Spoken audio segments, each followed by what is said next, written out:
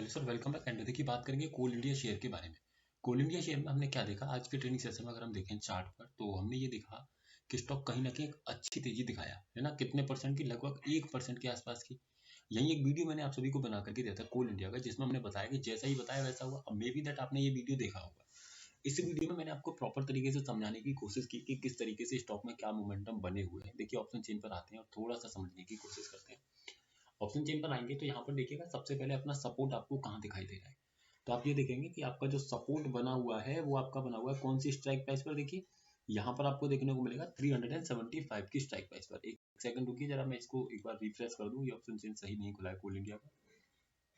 ये देखिए अब यहाँ पर ये खुल गया। अब यहाँ पर देखिए मेरा सपोर्ट कहाँ पर बना हुआ है। देखिए सपोर्ट मेरा बना हुआ है 375 पर, है ना। किसके कारण है, देखिए यहाँ पर 375 पर किसके कारण है, ओपन इंटरेस्ट के कारण। 375 से ओपन इंटरेस्ट एक बुलिश प्रेशर आपको दिखाएगा कहाँ पर, 380 की स्ट्राइक प्राइस पर। यानी कि सपोर्ट की तरफ से एक बुलिश प्रेशर यहाँ दिखाई दे रहा है। जो स्टॉक 375 तक टूट सकता है, उसी स्टॉक को 375 की जगह 380 पर रोकने की तैयारी चल रही है।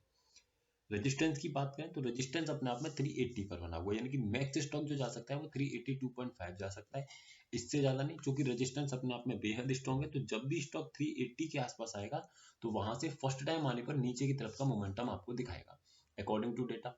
तो चलते हैं सिंपली, हमारे पास दो ही लाइन्स आ गई, 275 से लेकर के 380, है ना, सॉरी 375 से लेकर के 280, जो कि कंटिन्यूसली मैं आपको बता रहा हूँ कि स्टॉक इसी रेंज में है पिछले कई दिनों से। अब देखेंगे स्टॉक यहीं से ऊपर आया एग्जैक्टली अपने सपोर्ट से 375 से प्रॉपर तरीके से 380 के लेवल के आसपास जाता है 379.75, वहीं जाकर के कहीं ना कहीं नीचे की तरफ चला आता है। तो यानी कि ये दिखाई दे रहा है ऑप्शन चेन पर कि स्टॉक में किस तरीके का मोमेंटम आना है। सपोर्ट की तरफ से बुलिश प्रेशर है तो ऐसे केस में बुलिश प्रेशर मिलेगा, और बुलिश प्रेशर में स्टॉक कहाँ बैठा है, अपने बिल्कुल बॉटम पर बैठा है। तो यहाँ से बाइंग करना अपने आप में हमेशा सेफ रहेगा, जिसका इम्पैक्ट भी स्टॉक में आपने देख लिया।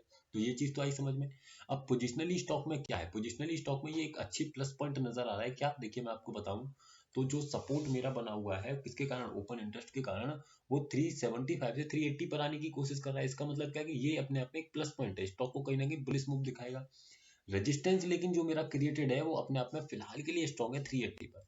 तो जब भी स्टॉक 380 के ऊपर आएगा फिर से वही बात, उसी रेंज में आपको फंसते हुए फिर से दिखाई देगा 375 से लेकर के 380 की।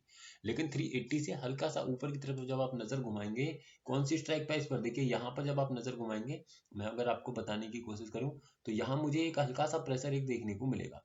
कौन सी स्ट्राइक प्राइस है, 390। ये देखिए 390 की स्ट्राइक प्राइस कितने परसेंट का, ये वाली 390 की स्ट्राइक प्राइस कितने परसेंट का प्रेशर यहाँ दिखाई दे रहा है, लगभग 66-67% के आसपास, 66% के आसपास का प्रेशर।